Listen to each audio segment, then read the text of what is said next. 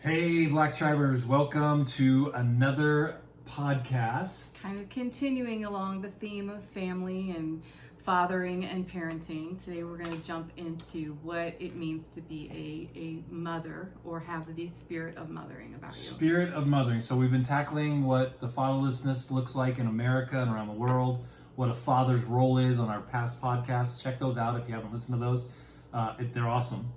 And it's good information. They are awesome. And now, so our Patreon people are watching us on Wednesdays, video, and then this thing goes live on our We'll try Apple to get a new picture this and week. Sound Cloud on Friday, and we'll get a new picture. Represents the world. No, we're working on a studio. Yeah, we're working on a up our studio. We game got a a lot of bit, stuff guys. we're working We got on. a Yeah, lot. we're fixing to. The fall's going to be nuts, but through the winter we're going to jump up a little bit. We'll still work through the fall. So we're going to hit. This is near and dear to my heart. Okay. This is really precious to me because I speak mostly to women, and they used to have me come in to do all the World Race launches to speak to the mothers and tell my story, and they're changing their launches a little bit up right now, but I love it because I feel like there's a lot of pressure on women, that different pressure. I know men are under pressure to provide and to do all those things, but women have almost this expectation of perfection.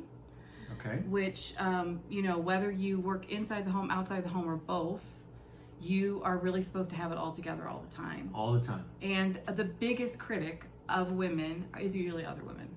Oh, I can't believe when Lisa and I are walking in a crowded area, now with our masks on, of course, and the men will check her out, but more women look her up and down than men do. Well, I think it's because I have scars all over my legs right now. No. Because women of all the judge moving. each other. Yeah, women are really hard on each other. It's crazy. Really hard on each other. The competition is pretty spiteful, pretty nasty. I feel like if I did nothing else in my life, I would like to die knowing that I left a little bit of mark on the earth as an example in some way of a woman that's classy, takes care of herself, speaks well of other women, celebrates other women. It's so crucial, and I want you to hear this as young women, and we're going to talk about young mothers and how proud we are of you. But Lisa and I had this conversation this morning. Yeah. That it's so hard for you to find a woman mentor. Really hard.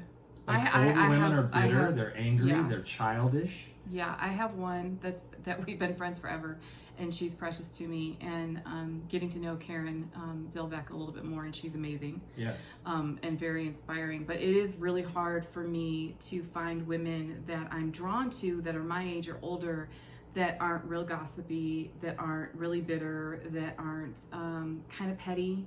Like it's just. And why do you think that is? Why are women like that? I don't think it's getting worse. I think that behavior has always been encouraged in women. I went to a church when I was in my early 20s, and they wouldn't wear makeup. They had their hair long and in a bun. Don't want to be at that church. Long, jean skirts, and they were very modest in their attire. But gluttony and gossip was completely. Norm. It was encouraged. Yeah. And I remember sitting in the nursery with my newborn thinking the only way I'm going to fit into this church is if I join them. I'm going to have to join the ranks of gossip. And so I did. And it came back on me like that. And that was when I made a decision, because people were questioning my integrity and they were questioning my heart. I did a few things for some ladies in the church out of the goodness of my heart, like making them meals or getting them, maternity clothes or whatever. And that kind of backfired on me. I thought, my reputation matters more to me than fitting in with the gossipy women. And I made a decision as a very young woman that I didn't want to be that way. There's still moments where I'm like, ugh. Yeah. She's yeah. Yeah. Like this morning I was like, what's wrong with her? Why does she act like that? I don't understand why she acts that way. And you're like, that's valid. I understand what you're saying. But it is natural to gossip. It is like you have to literally make a decision and turn the other way. Well, the one thing I would say about you is that you are a sealed book. When anybody tells you anything, it drives me crazy. I try to pry it out of her. And you are the most loyal person that I know on the planet. With my people. And so, with your people. And so, if there's anything that I hope can be imparted through this podcast and this video today, is that to young women, they'll hear this message of do not gossip, be loyal, and find older women that are healthy. Yeah. And we got to help them do that. And if you're the older woman, please represent well, you Yes, know, like rep. just lead by your words and your example. No one wants to hear you quoting scripture. Nobody cares what you say. What we care about is how you act and how you treat people. And Yeah. that's all I care about, is how people act and how they treat people. I don't really care what comes out of their mouth. It's not impressive. But there is a war over being feminine that we have had to fight for a long time. Absolutely. Our oldest daughter and I have discussions about this. She calls herself a feminist. I won't ascribe to that because I believe there's a man-hating spirit that goes with it. But ultimately, when we have a conversation, we pretty much agree. Okay. We want women treated well. We want equal rights. We want all these things. We want women to be protected. You know, we agree But on when most they things. post, No, it's hateful. When It's it comes hateful. across hateful, you lose. you're not going to find a husband. You doing lose that. 50. You can't say that. I'm sorry, you're not. If you're going to post hateful things about men, you are not going to find a husband and wonder why you're single. I don't know. Maybe there's a guy out there that just wants to be beat up. You know, maybe he's like, life doesn't suck enough. I want to marry a woman who hates men. Yeah. I don't know. But there's a war over it, just like there's a war over men. I mean, men, like we talked about, are foundational. Women are life givers. Yes. And we were born in the garden to be protected. Yes. So part of the reason why women are angry and bitter is because they have been abused. That's right. I agree that men were born in the wild to be wild, but we are to cover and serve our wives, and we have not done a good job of that. So women have to become the lead Come in out manipulating swinging. and Yep. control Yep. and all the things come with it. Yeah, So, it's okay. true. It goes both ways. So women have been told a few lies from the time of Eve, and most of it is that we were supposed to be property, that we're less than, that we deserve abuse, that these are all lies the enemy has told us, that we're not worthy, that we're not equal, that we don't have anything and to men say. have acted that way. And men have acted I think that at way. the end of the Old Testament into the beginning of Matthew 1, the genealogies was about 400 years, and there was something like 239 new laws written, and most of those laws were written against women. Yeah, Jewish women were property. We'll get into that They were in more property depth. big time. Yeah. But this is what the Lord says, I placed you in the garden because I want you to be nurtured and protected. I also am giving you the gift of nurturing and life-giving and life-sustaining. And of course there's a war. Satan hates anything that's life-giving. Yes. And so women are life-giving entities, and so he will come at us on that level. He hates our seed. He hates your seed. He hates our seed. And that's why And abortion. he's always trying right? to kill, well, or abuse, or just, I mean, any good thing that comes out of us, not just babies, but the fact that I have the power to make your day or destroy your day with one sentence is a lot of power. It is. I don't know that anybody else can do that to you except for me. It's true. That's how much Not power. anymore. Not anymore. Not even Yeah. you, Seth Barnes. I'm just kidding. I love you, Seth. Carrie's got over all his issues. He's fine now. I'm the only one that has that kind of power now. So The seed is being destroyed, and what are we going to do to stop that? Wow. I don't know. I didn't get any sleep last night at all, and I am just. I wish you I'm could see this video, those who are listening to our podcast. My wife's in rare I form can't today. even see straight. Yes. Okay. So here's where we're at now today, though. It is time for mothers to rise up. Okay. It is time for mothers of all ages to rise up and take their families back, because we have power in the spirit, and there's something that is activated there that turns a woman into a warrior. A warrior. A warrior. And you do not want to mess with a mother. But we all have the spirit of mothering can sit on anyone. Okay. So it does not matter. That's why I want to call it the spirit of mothering instead of mothering, because I am as passionate about my stepsons as I am about my biological children. There's no separation because I have a spirit of mothering. And if you're a woman and don't have a child, you can carry Absolutely. that spirit of Absolutely. mothering. Absolutely. Okay.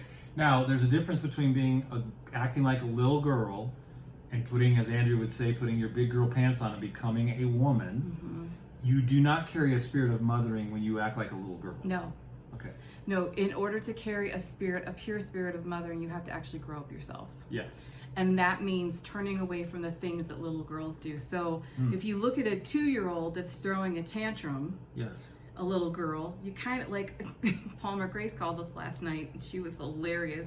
She dropped the phone. She's going to be 2 Yes. next month. And so when she throws a fit, like she pushed her hot dog away, and Brooke and I were both like trying not to laugh because she's trying to discipline her and put her in timeout. But it was her tantrum was hilarious. Now you take someone who's 50. Yes. If I threw my hot dog away and threw a She fit. has. I love hot dogs. I would never do that. But that's a different story. But we have entire franchises that are based on just that. Right. We have all the Housewives franchises, everything is women my age throwing tantrums, gossiping, Acting and like being little girls. petty and acting like little girls. And it's like a car accident. You can't look away from it. It's intriguing. People want to see more of it. Well, and then even like we just had another big time ministry leader fall in sexual sin, and his wife talking about it sounded like a 13-year-old little girl. She sounded like, that was why I sent you that clip, because I was like, this is what I'm talking about. This is a woman my age, and to listen to her talk, you would think that she was 13 years old and her boyfriend had just broken up with her because she was upset about the guy she was having an affair with, has moved on and is with other women now. Wow. And she's married. And I'm listening to it and I'm thinking, is this our example? Is this what we're putting out there for the next generation of women? The housewife shows, and then these, and I was really irritated yesterday because this woman has a huge platform. And she has an opportunity to influence a lot of young women in a really beautiful, powerful way. And she's acting like a child. Well, and then we talked about it this morning around this subject, is that it's been hard for you to find an older woman. Mm-hmm. When you have Linda, you have some people in your life Right. that are awesome, Linda Sickinger. But some of the older women that are around us, they just act like children. They do. And they get upset, they're bitter. The they're bitterness angry. I understand it comes from somewhere, but at some point, we all have to make a choice of who we're going to be in this story of our life. So to become a woman or carry a spirit of mothering, you say, is a choice. It's a choice. It's absolutely Okay. a choice. Now there's some people I'm a naturally more nurturing person. In fact, Heather was telling me that on spring break when I was in high school, Yes. that I always was like, you guys, do you need to go pee before we go out? And they were like, thanks, Mom. And I was 17, but it was just, I was always like, did you wash your hands? Are you hungry? So you were I was just always kind a of mother. always a mother. Yes. Which I thought, wow, how annoying was I? But they were like, no, you're actually really cute and funny. We liked you a lot. But I was always had that nurturing side to me, but the maturing part was a choice. Yes. And to lay down the childhood little girl things and grow into womanhood is absolutely a choice. It has nothing to do with your age. And I would say probably for most women, it's a daily choice. Yes. Because you can slip, if you get angry with me, you can slip and set my whole day. Whip my hot dog off the table. Yeah, the hot dog's gone. And so it's a consistent choice. Yes. To be a woman, not Yes. act like a little girl. Okay? Which I would say, deep breath, really think it through. Are you going to regret this later? Yeah. So that's one of the signs between a little girl and a woman, is a little girl is completely controlled by her emotions. A woman is in control of her emotions. Yes. So I still have all the emotions I had when I was 2 and 3 and 4 and 5, but I choose to control them. I'm not a slave to them, they're a slave to me. And if there's anything I'd want to come out of this series for young mothers, is that you would get an impartation from Lisa. She's the most loyal person that I know. And she carries a mother's heart, a mother's spirit. That's so sweet. Well, it's true. And then for you older women, I would be, if you're acting like a little girl, stop and grow up and get some help. That'd be because awesome. We need mothers out there We do. that are mentors and disciplers. Yeah. I have girls. We have girls looking for older women all the time, and we just can't hardly find them. Yeah, I know, and I can't do it all. I would love to. I could just spend my days doing that, but there just isn't enough time for all the girls that are reaching out to me and it's are saying, overwhelming. I need someone. We did a podcast on that for a G42 alumni, me and the young girls, just talking about, Maria and I talked about mentorship and discipleship and the difference and how we need it. And, Maria Horder, stud. Maria. She is awesome. Hi, Maria. We're talking tomorrow. Yeah, so it's really, I think all those things are a choice, and I think the spirit of motherhood is all encompassing because you've got foster moms, you've got adoptive moms, you've got stepmoms, you have women who will never physically give birth by choice or not by choice, but they still can carry that spirit of mothering, and that's the what we used to call the Kool-Aid mom. Yeah. Which in our neighborhood, it wasn't me. When our kids were older, when Noah was little, it was Melody Hatton, and I was so grateful for her because Noah always was safe at her house. He always had a snack. She always knew what was going on, and after Michael died, that was really important. So the idea is that we're supposed to work together. Okay. And so there was a novel that came out a couple of years ago. You watched the movie with me, and through the whole movie you kept saying, is this biblically accurate? Is this? No, you loved it. Oh, I did? The What movie? The Red Tent. Oh, yeah, I did like that one. And it's the story of Dina. No, Yeah, which one? I don't want to. Don't say it. Okay. You always surprise me No, in no, these I won't, moments, I and won't, it's too. okay. And I know you won't. I know you Right. won't clean it up, so I don't. I don't know what you're gonna say ever. No, the Red Tent is the story of Dina. Very good. And it basically tells the story of how the Red Tent was where the women went to go menstruate because they were, in the Jewish tradition, they were unclean. But it was also where the older women came around, the younger women, they taught them how to be wives, they taught them how to be mothers, they walked them through childbirth, they walked them through pregnancy. And there was this bond that they were like sisters. And they taught them their idols and other things. Yeah, there was some stuff that went down in the Red Tent, Yeah. for sure. Like, yeah, Joseph got really mad, didn't he? Yeah. He got really ticked. But the point is, that's what we're supposed to do. We are supposed to, as older women, come around the younger women and say, this is In community. in community. Well, I hate the word community. Okay, in like a village It's setting. so oversaid. Yeah, it's like village life, which Yes. we'll get into here. Okay. But it's that's what God intended us to be like. And so every time you see women that are tearing each other down, you know they're walking in the opposite spirit of what God designed them to be. Wow. And we talked about this a little bit, but women look you up and down when we walk by them all the time. Women just judge women harshly or harder than I think men judge each I other. just smile. I don't know. I don't notice. It's true though, right? Women judge women each have other been harshly. women have been giving me really dirty looks lately because I wear shorts even though I'm old. But I think Pretty hot legs. Though. yeah, but Let's I go think with it. it's because I have all these scars from when we moved, and the mirror fell on me and cut up the front of my leg. So I think that's why they're looking at me. I don't think so, honey, but keep going. Anyway, they probably just like my dress. Uh-huh. Okay, so what were we talking about? Spirit of mothering. Yep. Okay. The tent. And Women the tent, raising that's young what we're women. supposed to do, Yep. and that's the difference. And so the blog I had the most hits ever was called Mean Girls. Yes. And the premise of it was, I really don't care if you wear designer clothes. I don't care if you're married, not married, have kids, don't have kids. If I am spending time with a woman, regardless of her age, and I'm thinking maybe we can be friends, the thing I'm looking for is she going to talk about other women? Yes. And if there's- she's talking about other women, you know that she's talking about you when she leaves. Absolutely. Okay. And you're a fool if you think it's Good not. sign. If you think that is an exclusive conversation, you are a fool. Right. Because if she's Never. talking about you, she's talking about somebody else. Yep. So I decided to switch that up when I was in my 40s, and we'd have these group of, attractive women that we'd hang out with at the country club and all the stuff we used to do back then. And I was like, I know how I can turn this around. When a woman walks away, I'm going to make sure I say something really complimentary about her. Like, don't you just think she's amazing? I think she's so awesome. Before anyone could say anything negative, I turned that. And the women would follow in suit. Now, if I had said, God, she's so bitchy. Why does she have to? They would have I've been dying to talk to somebody about it. She's driving me crazy.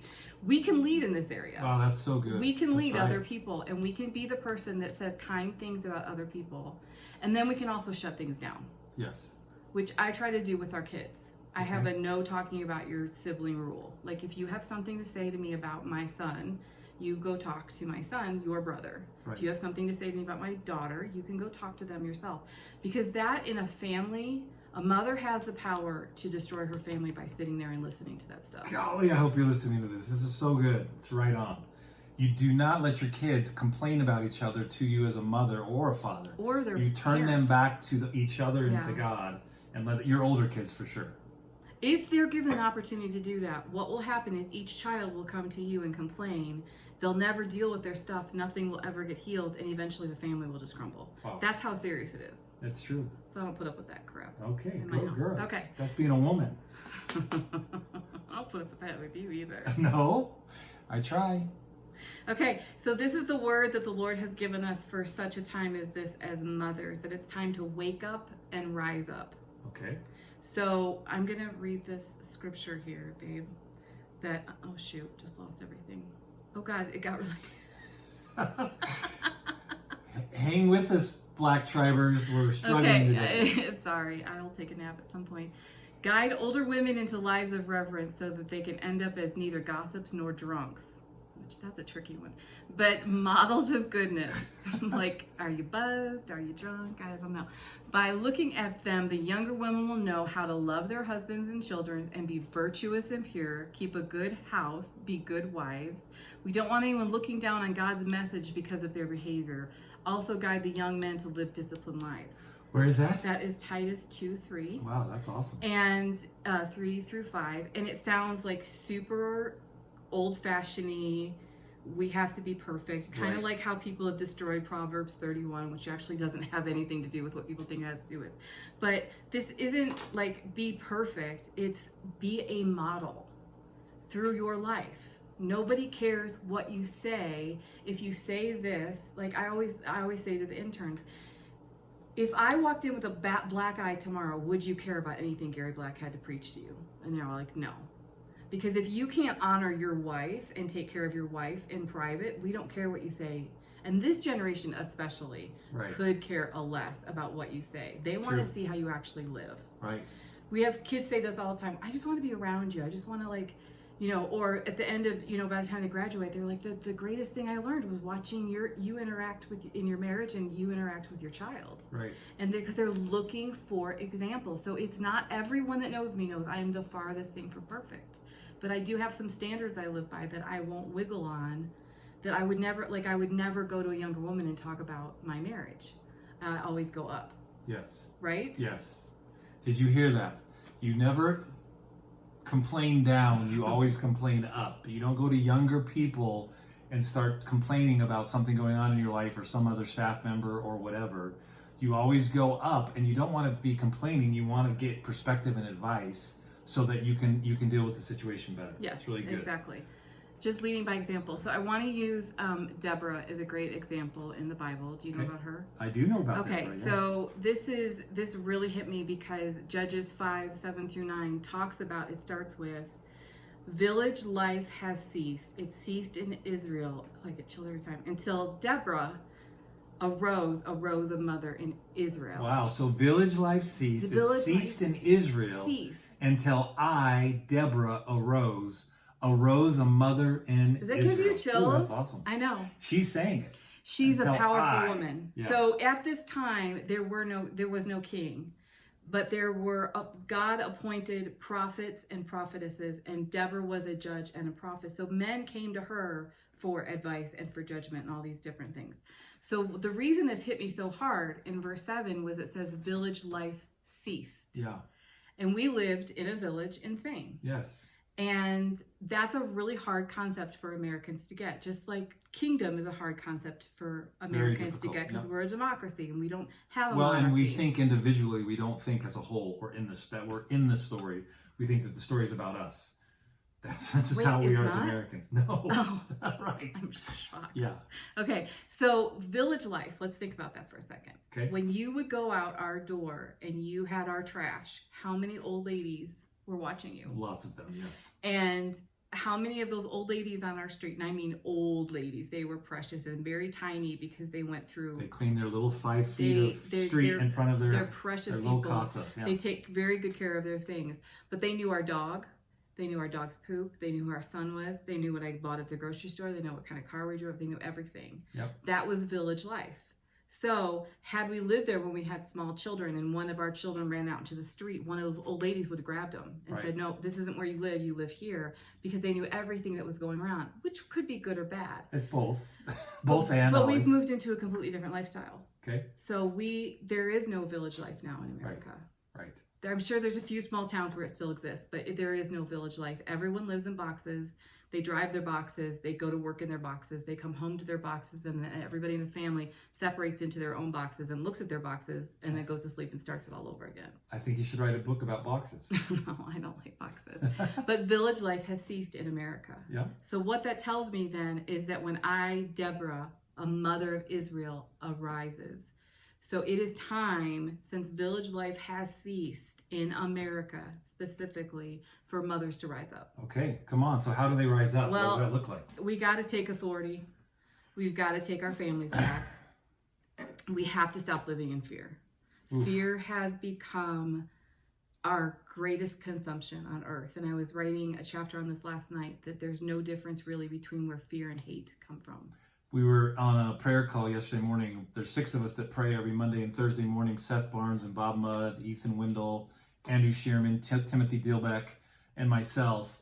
And we'll talk for just a few minutes and then we jump into prayer. And as Seth was praying, the Father said, I want you to post an invitation.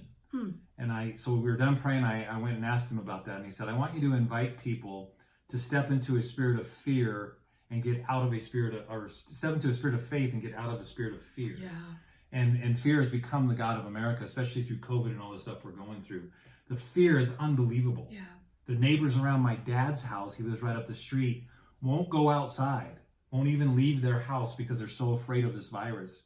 And fear has gripped our nation and gripped the world, really. But you're saying women have been fearful. No, I'm saying that women are the ones that can take the country back. I really believe that. I think that it started with Columbine, the shooting at Columbine. I remember I'd spoken at a high school, way like to city limits down south, really kind of scary high school. Loved it. Was driving back up to my house in the north part of Colorado Springs, and I was looking at the mountains, and the Lord said to me, you'll remember today as the day before it happened. And the next day was a Columbine shooting. And for those of you guys that don't know, Columbine was the first massive high school shooting in Denver, Colorado. Which is an hour from here. Right. And so it hit us really, really hard. And we were, our whole state was grieving. But I did, Alexis was in first grade, I think, at the time. And I was so intrigued by what had happened that I kept the news on all the time. And I didn't even think about it. And I had 2 little girls living with me. And that was in the atmosphere of our home. Wow. Yeah. And about 2 weeks into it, Alexa said to me, Mom, I don't want to go to school. I said, why don't you want to go to school? And she said, I can't think of anything but those boys coming in to shoot me. She said, when I'm on the park and when I'm on the playground, I think they're going to come shoot me. Wow. I think they're going to come in my classroom. I had allowed, through information, the spirit of fear to come into my home. And I had forgotten about the vulnerability of a child. We do that all the time now. Yes. We keep the social media, we keep the TV on, and it's all bad news. These people are getting paid to get your attention. To create bad news. Right. There's a lot of good news happening in the world. Right. So we've allowed the spirit of fear into our homes and into our children. And when our children tell us, I'm afraid, anxiety, we give them a pill. Instead of saying, you were created to overcome this fear, let me help you. Amen. Come on, preach. It's good stuff, huh? It's so good. Yeah, it's exactly so right. I believe it's the mothers who are going to rise up. And I think the first place we have to take authority again is spiritually. We have to go back into a place of prayer over our kids. You've seen my prayer books. The prayers over our family never cease. Your mom. Right.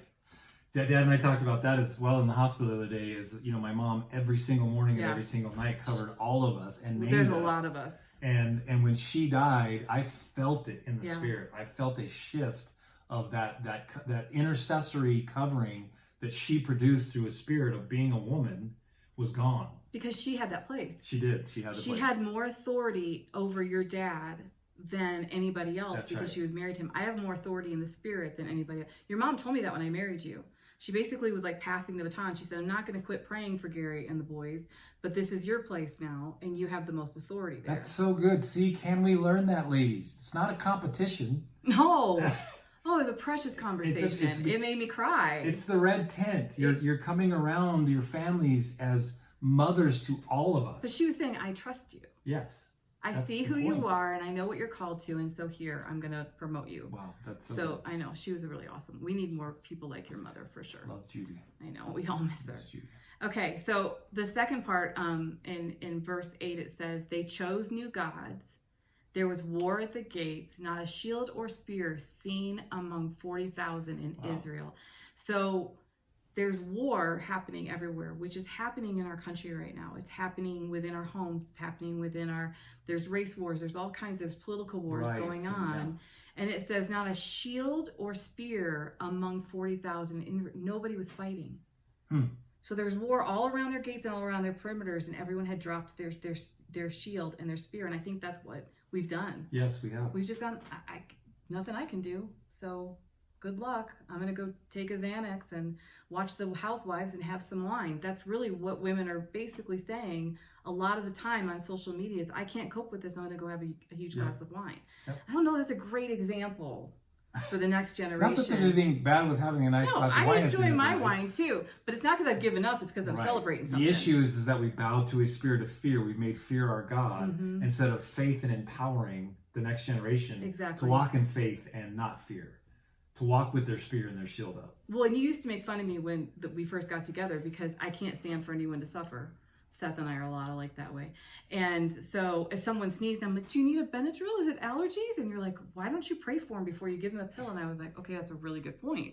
But I just went into, I would call it my nurturing. And it really, that wasn't good nurturing though. The nurturing should have been more like, what's going on? Are your eyes watery? Is it because someone brought a bunny home? Like, can we talk more about this? But we've done that with fear. Yes. Is we told our kids, what we need to be telling our kids is it's normal to be afraid of things. That's where you grow. Right. So there's a warning system in you that's telling you something's off here and I need to get out of this situation. But we're not supposed to stay in fight or flight all the time. Right. That's what's wearing everybody out and making them sick. That's why nobody can smell a peanut without dying now because their system's overloaded. Yeah, and in the UK, they made a suggestion that there might be food allergies with peanuts in the schools, and all of a sudden there was thousands of peanut allergies because they just suggested it through fear. Instead of not even saying it and saying, we're going to walk in faith in this thing. That's what happened to American schools. I remember. That's exactly what happened. I remember going to visit Noah after I helped in one of his classrooms and he was having lunch. And I told him, I packed him a peanut butter sandwich. He goes, well, Dad, I got to go sit at that table now, Mom, because you can't have peanuts around your friends. And I was like, what, seriously? There was a table just for peanuts. Oh my gosh. Everything else was peanut free. So he was ticked at me. Wow. So that's when we moved over to turkey sandwiches. Okay. Because peanut butter was keeping him from his friends. I wonder what happened with the turkey sandwich. Turkey sandwiches are the key to everything. So Deborah's speaking life back into Israel. She's a judge. She's a prophetess. She declares herself as a woman that's going to arise. And what happens? My heart is with the ruler of Israel who offered themselves willingly with the people. Bless the Lord. So she's bringing it all back. She's saying it needs to come back full circle. Okay. So when a mother steps up, wakes up, because we are in a slumber. Like the word wake up is the word of the Lord over mothers, because you have been lulled into a slumber and you are not seeing what's happening in your own family.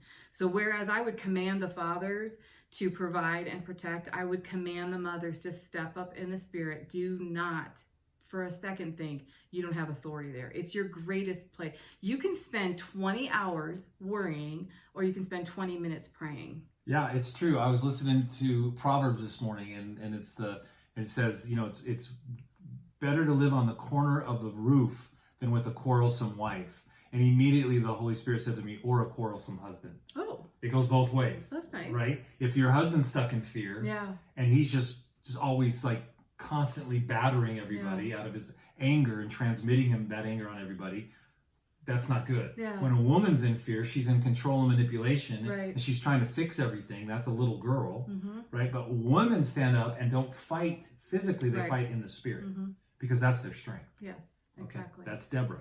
And it's a natural, it's the nurturing part of us is very natural, and it's I think that we hesitate and we question things and we read books. I remember when my girls were maybe just starting school, there was this big movement in a big church in this city with some of the big leaders that were really pushing this Bible study, which basically said, you're the boss, your kids don't know anything, so you don't ever breastfeed on demand. If they cry in the middle of the night, you don't check on them, you let them cry, and I was having all these young mothers, they're like, yeah, now my kid's sleeping through the night or whatever, but they cried for 4 hours. Like, what the hell kind of mother lets their baby cry for 4 hours? A baby cries because it's trying to communicate it has a need. You've just told your child, I don't care what your needs are, I'm going to ignore you because I read a book at the big church.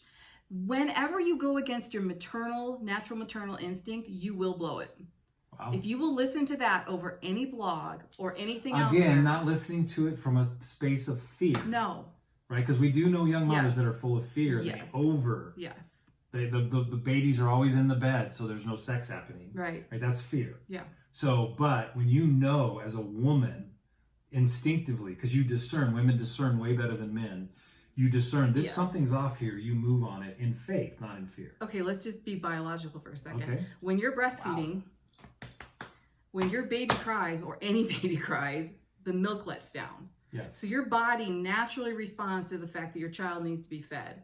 So if you're going against what your body is saying and all your intuition is, the baby's crying, it needs to be fed. I can feel it right now. The milk is letting down, just talking about it. It's like muscle memory.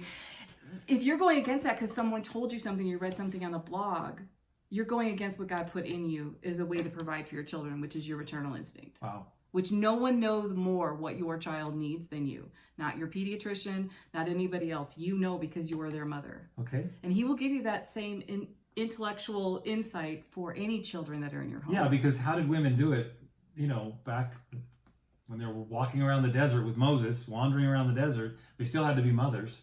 And they still had to raise their babies. Right. And there wasn't anybody there teaching them how to do that. They didn't have blogs and podcasts, and they just went with their instincts, and they knew. Well, and you see all these moms holding their babies, like wrapping them up close to them in a carrier. Yeah. Everybody did that for thousands of years. And Right. then some genius, probably a man who didn't have any children, was like, hey, let's not hold the children. Let's put them in this little carrier. And then a few years ago, some bright young woman said, wait a minute, my baby sleeps better when it's close to me. Maybe we should keep our babies close to us. We're just reinventing the wheel all over again. Someone's done it somewhere. Yeah. Like the babies in Africa. Oh my gosh. We couldn't believe they swaddle these babies in 90-degree weather. In fleece blankets. And you think they're going to die. I was scared to death they were going to die. Do you remember when I went and picked up Zandy at the hospital? Our little girl that lives with us that had a baby. They wouldn't release her till I paid the bill. So we were out of town. I went to pay the bill. No fathers anywhere. Right. Just all lots mothers of grandmothers, everywhere. lots of mothers. And it was 120 degrees. Yeah. And they handed me the baby, and she was swaddled in fleece, which doesn't breathe at all. And so, being an American, right away, I started unwrapping the baby. Like, the baby needs I know babies need oxygen. This much I know. And the grandmother, the go-go came. She said, no, don't let the heat get on her. Wow. Mystery solved. Mystery solved. So that was an instinct, though, that you had. Yes. Because of the way you were taught. Yes. So it is good that you have the go-go, the grandmother there, to actually mentor you in how this thing works. I still think my way was better. I still think we shouldn't smother babies, but those babies survived. They did. They slept a lot, so the mothers got a lot of work done, but I think they were just unconscious, honestly, most of the time, because they would just be like, I was like, can we check and see if the babies are breathing? I'm nervous about the babies. You're in rare form today. I love it. All right, so let's wrap this one up. Okay. Because we're going to jump into this again next week. Okay. So what do we got? I think we should just anyone that wants to probably should go and read that. It's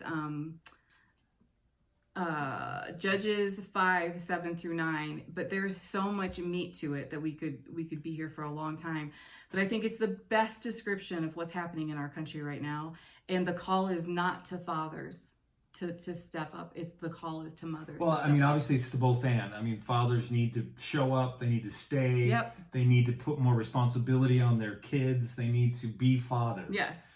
But right now it's a woman's call to wake up. To wake up and rise up is to women. Rise up and fight for your families, for our nation through the Spirit, and be a warrior woman is what you're saying. Yeah. So we're going to talk about warrior women.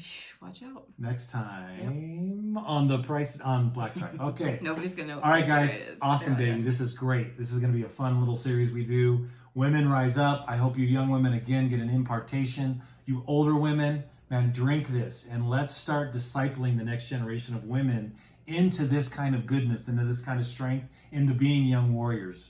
We can do better. We can do much better. We were created to do this. All right. God bless you guys. GaryandLisaBlack.com. Any suggestions, any questions about this?